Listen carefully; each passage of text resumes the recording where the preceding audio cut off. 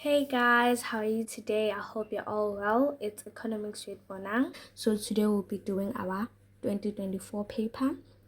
We're still focusing on our circular flow section. So let's get right into it. Question 2, 2.1. Answer the following questions. 2.1.1. Name the two factors that determine the size of the multiplier in a two-sector model. So the two factors that determines the multiplier is the marginal propensity to consume, which is MPC, and the marginal propensity to save, which is MPS, right? Don't forget that. And then we have our question 2.1.2. How can the South African Reserve Bank, SARB, use open market transactions to increase money supply? Interesting.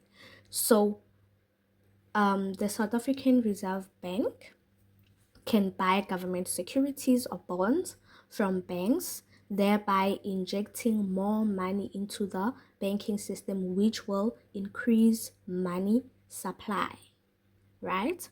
And then we have our 2.2. Study the graph below and answer the questions that follow. Real final consumption expenditure by households for South Africa.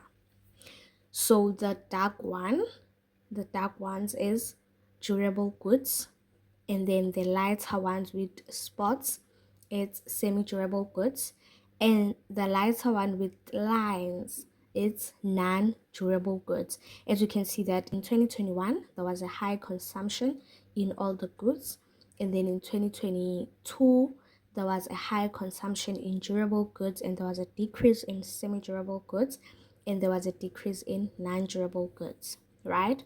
And then in 2022 Q2 there was a decrease in all the goods, right? And then in 2023 durable goods increased, but semi-durable and non-durable decreased, right? So we're done studying our graph. So we're going to 2.2.1. Identify the category of consumer goods that recorded growth in the third quarter of 2022.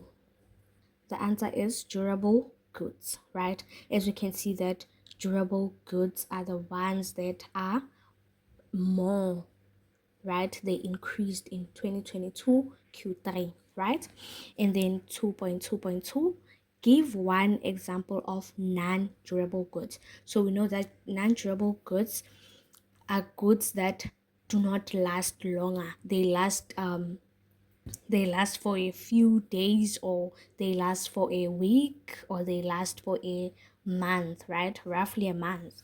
So our non-durable goods can be food, beverages, and fuel, right? Because we know that fuel, food, and beverages, they do not last longer. They could last for like a week or so, or they could last roughly a month, right?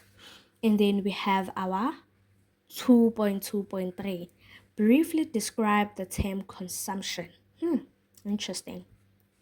So consumption is the use of final goods and services to so consumption is the use of final goods and services to satisfy human needs, right? Or we could say the act of using of resources to satisfy current needs and wants, right?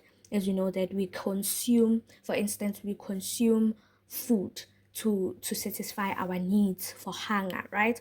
And we drink water to satisfy our needs, right? So that is consumption. And then we have 2.2.4.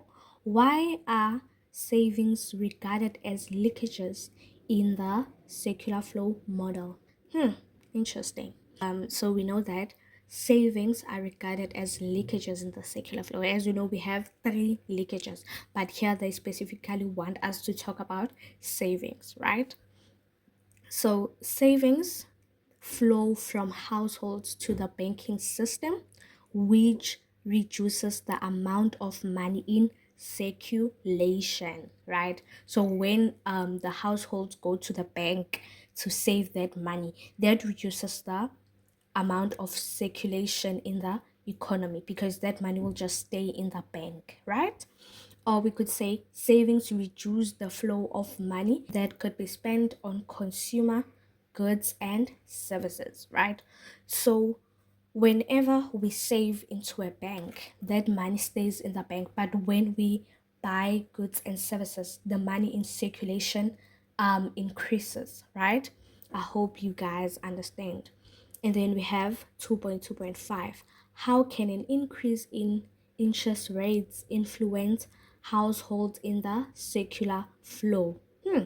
Interesting.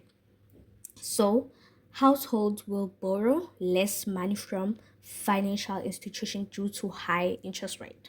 For example, if you want to borrow money from the bank and the interest rates are high, that means you'll have to pay high interest instead of the less interest. So that makes household to borrow less because who wants to pay more money, right? The other one, we could say consumers will buy few goods and services as credit becomes more expensive, right? I think that one is straightforward because when interest rates are high,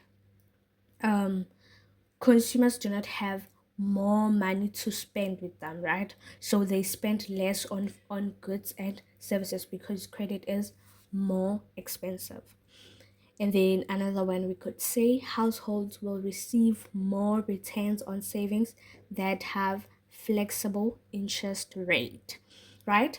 So when households go to the bank and save money when interest rate is high, it means that they are the ones benefiting because when their money comes back, when their savings comes back, they'll have higher interest rate, which will benefit what? The households, right? And then we are done with this one. Let's go to our next past paper.